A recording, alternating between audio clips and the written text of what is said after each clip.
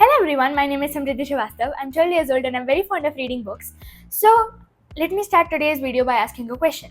Haven't we all been in that stage of life where you want to solve a murder mystery? No one? Only me? Okay.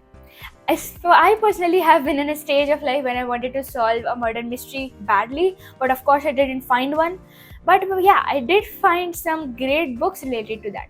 So let me suggest you a book trilogy that I personally loved as an idiot. So the name of the series is this, Agatha Audley, and this is, I feel like, the first murder mystery that I've ever read. So the pros are that the plot of this book is great. At least it's great for 8 to 10-year-olds, and I highly recommend this book for ages only 8 to 10, because the ages above of this will not like it that much, because it turns into boring stuff, because the plot is same and it's a very straight book.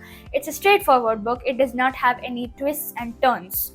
But yeah, it is great for if you're a beginner to murder and mystery and you want to read a book that is not just for kids, but it's not for two elders also. So one question to all of the readers present here: don't you think short chapters are great?